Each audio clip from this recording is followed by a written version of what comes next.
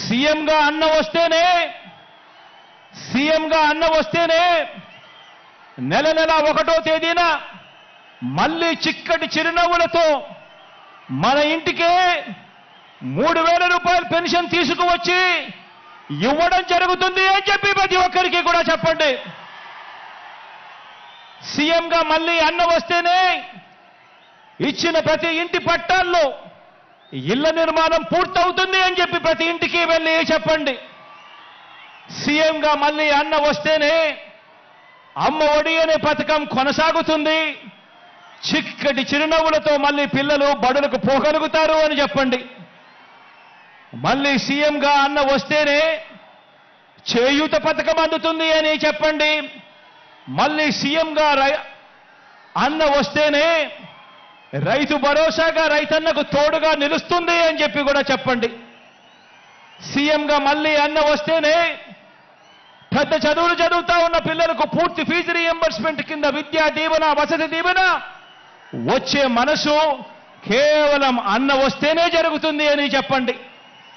సీఎంగా మళ్ళీ అన్నను గెలిపించుకుంటేనే బటన్ నొక్కితే నేరుగా నా అక్క చెల్లెమ్మల కుటుంబాల ఖాతాల్లోకి ఎలాంటి వివక్ష లేకుండా, ఎలాంటి లంచాలు లేకుండా నేరుగా డబ్బులు పడే పరిస్థితి రావాలి అనంటే మళ్ళీ అన్న ముఖ్యమంత్రి అయితేనే అని చెప్పి ప్రతి ఇంటికి వెళ్ళి చెప్పండి.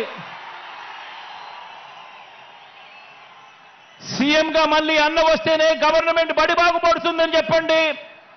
సీఎంగా అన్న వస్తేనే గవర్నమెంట్ హాస్పిటల్ బాగుపడుతుందని చెప్పండి. సీఎంగా మళ్ళీ అన్న వస్తేనే నవరత్నాల్లోని అన్ని పథకాలు కూడా కొనసాగుతాయి అని చెప్పి ప్రతి ఇంటికి వెళ్ళి చెప్పండి, ప్రతి గడప వద్దకు వెళ్ళి చెప్పండి. ఈ పథకాలు అందుకున్న మనందరం కూడా స్టార్ క్యాంపెయినర్లుగా బయటికి రావాలి అని చెప్పండి.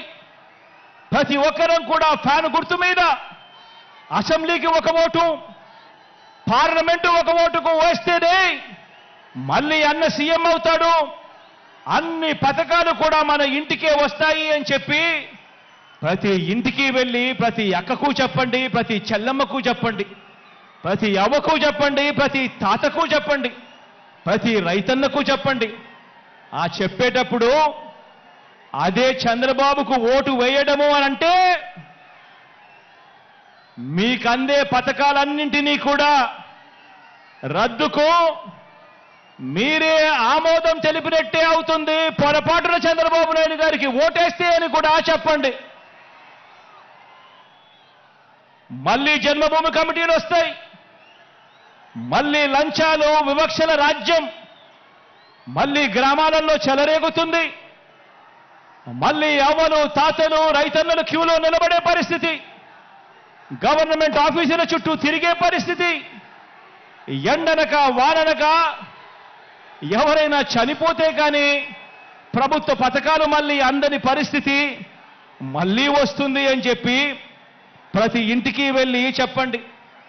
పొరపాటున చంద్రబాబు నాయుడు గారికి ఓటు వేయటము అంటే మీ ఇంటికి వచ్చి పెన్షన్ అందిస్తా ఉన్న వాలంటీర్ వ్యవస్థ రద్దుకు మీరే ఓటు వేసి బలపరిచినట్టే అని చెప్పి ప్రతి ఇంటికి వెళ్ళి చెప్పండి. బాబుకు ఓటు వేయడము అనంటే గవర్నమెంట్ బడిలో ఇంగ్లీష్ మీడియం రద్దుకు మీరే ఓటు వేయడమే అని చెప్పి, ఓటు వేసినట్టే అని చెప్పి ప్రతి ఇంటికి వెళ్ళి చెప్పండి. బాబుకు ఓటు వేయడము అంటే గవర్నమెంట్ బడిని మళ్ళీ కార్పొరేట్లకు అమ్మేయడమే అని చెప్పి ప్రతి ఇంటికి వెళ్ళి చెప్పండి. పొరపాటున బాబుకు ఓటు వేయడమే అంటే మళ్ళీ వైద్యం కోసం అప్పులు కావటమే అని చెప్పండి.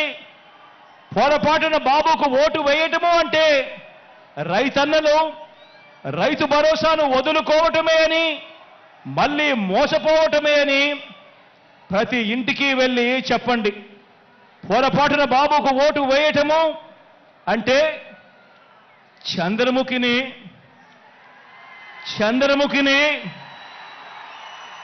మనమే వెళ్ళి నిద్ర లేపి మన ఇంటికి తెచ్చుకున్నట్టే అని చెప్పి ప్రతి ఒక్క ఇంట్లో కూడా వెళ్ళి చెప్పండి. మనం చేసిన మంచిని చూపించి మనం ఓటు అడుగుతా ఉన్నాం. గతంలో ఎప్పుడూ కూడా చంద్రబాబు నాయుడు గారు మంచి చేయలేదు కాబట్టి మాయ చేసి చంద్రబాబు ఓటు అడుగుతా ఉన్నాడు అని ప్రతి ఇంటికి వెళ్ళి చెప్పండి. వచ్చే ఎన్నికల్లో జగన్కు ఫ్యాన్కు మీరు వేసే ఓటు మీ బిడ్డల బంగారు భవిష్యత్తుకు వేసే ఓటు అని చెప్పి ప్రతి ఇంటికి వెళ్ళి చెప్పండి. వచ్చే ఎన్నికల్లో ఫ్యాన్కు మీరు వేసే ఓటు మన పేదరికం సంఖ్యలను తెంపుకోవడానికి మన భవిష్యత్ కోసం మనం వేసుకుంటా ఉన్న ఓటు అని కూడా చెప్పండి. ఫ్యాన్ ఇంట్లోనే ఉండాలి, సైకిల్ ఇంటి బయటే ఉండాలి, తాగేసిన టీ గ్లాసు సింక్లోనే ఉండాలి అని ప్రతి ఇంటికి వెళ్ళి చెప్పండి. ప్రతి అక్కకు వెళ్ళి చెప్పండి, ప్రతి చెల్లెమ్మకు వెళ్ళి చెప్పండి. ఇవన్నీ వివరించి మరి ప్రతి ఇంటికి మరి ప్రతి ఊరికి ఇంత మంచి మనం చేశాము కాబట్టి ఇంత మంచి చేసిన తర్వాత 2019కి మించిన మెజారిటీ 2019కి మించిన మెజారిటీ 175కు 175 25 ఎంపీలకు 25 ఎంపీలు గెలవడానికి మనమంతా కూడా సిద్ధమేనా?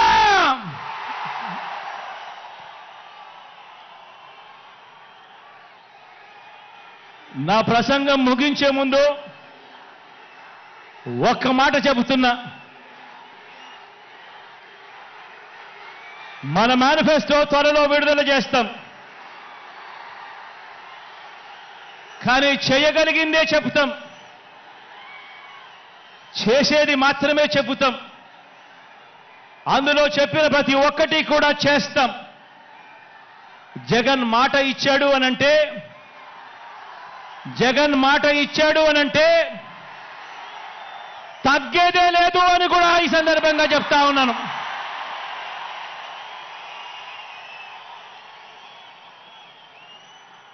ఆంధ్రప్రదేశ్లో మనం ప్రారంభించిన పరిపాలన ఓ స్వర్ణయుగానికి దారి తీస్తోంది.